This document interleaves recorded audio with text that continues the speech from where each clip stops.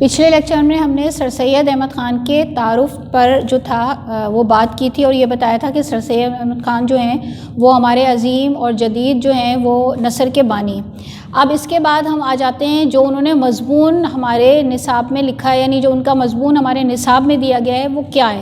پہلے تو ہم اس کے عنوان پہ بات کر لیتے ہیں۔ اس کا عنوان ہے قومی تعلیم، قومی ہمدردی اور باہمی تعاون۔ اس کا مطلب کیا ہوا کہ انہوں نے قومی تعلیم پر بات کی ہے، باہمی اتفاق کے بات کی ہے اور اس کے ساتھ ساتھ قومی ہمدردی پہ بات کی ہے۔ یعنی اگر دیکھا جائے کہ اگر کہیں کسی بھی قوم میں اگر اتحاد ہوگا اور آپس کی ہمدردی ہوگی تو یقیناً وہ قوم ترقی کرے گی، اور ترقی کی ایک بڑی علامت ہمیں تعلیم کی صورت میں نظر آتی ہے۔ اور تعلیم کی بات اس لیے بھی کی ہے سر سید نے کہ آپ جانتے ہی یہ بات کہ سر سید جو ہے مسلح قوم بھی ہیں اور علم سے ان کا ایک گہرا تعلق ہے۔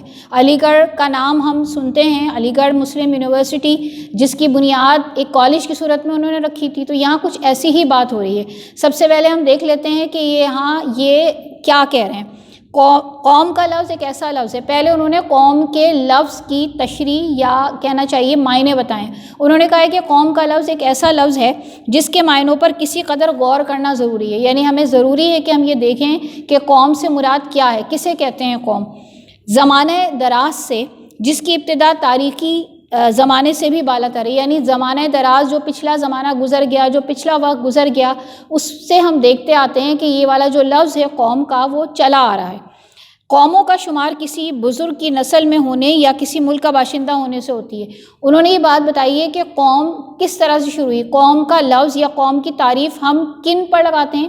قوم شروع ہوتی ہے یا تو کسی نسل سے، کسی خاص نسل سے، اور وہ نسل کسی بزرگ سے جو ہے وہ تعلق رکھتی ہے، وہ کسی سے یعنی جو ہے اس کا خونی رشتہ ہوتا ہے، یا پھر کسی خاص جگہ کے رہنے والے جو ہیں، جو وہاں کے باشندے ہیں جنہیں ہم رہنے والے کہتے ہیں، وہ وہاں کی قوم کہلاتی ہے۔ یعنی جغرافیائی طور پر قوم، جیسے ہم پاکستانی قوم ہیں، ہم پاکستان میں رہتے ہیں تو ہماری یہ پہچان پاکستان بن گیا۔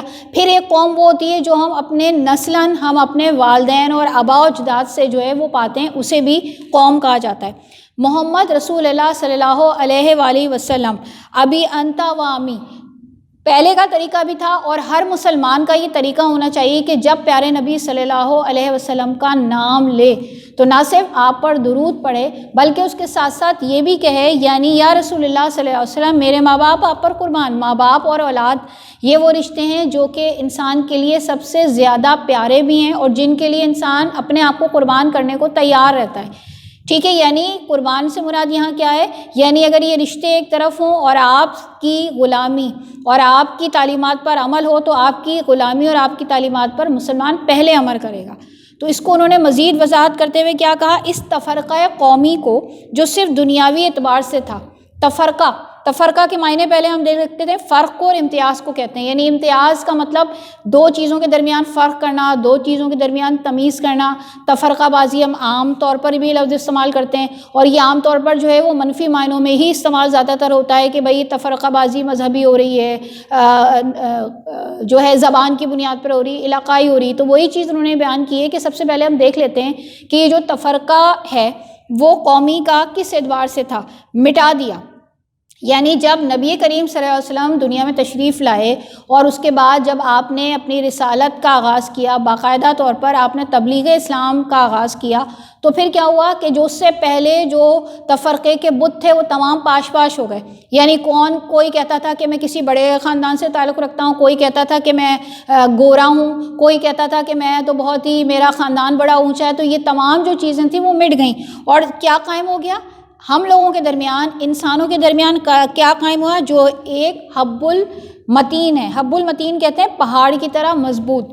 ٹھیک ہے، یعنی ہمارے درمیان ایک ایسا رشتہ، انسانوں کے درمیان ہمارے پیارے نبی نے اسلام کے ذریعے سے ایک ایسا رشتہ قائم کر دیا جو پہاڑ سے زیادہ مضبوط تھا۔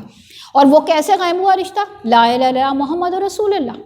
یعنی جب ہم نے کلمہ پڑھ لیا، جب ہم نے کلمہ پڑھ لیا تو کلمہ پڑھنے کے بعد نہ صرف ہم نے اللہ تعالیٰ کی وحدانیت کا اقرار کیا بلکہ ساتھ ہی اپنے پیارے نبی صلی اللہ علیہ وسلم کے آخری نبی ہونے پر بھی ایمان لائے۔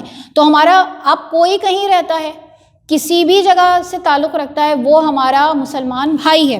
مضبوط تر ہو گیا، یعنی اس سے بھی زیادہ مضبوط ہو گیا۔ تمام قومی سلسلے، تمام قومی رشتے سب کے سب ہی روحانی رشتے کے سامنے نیست و نابود۔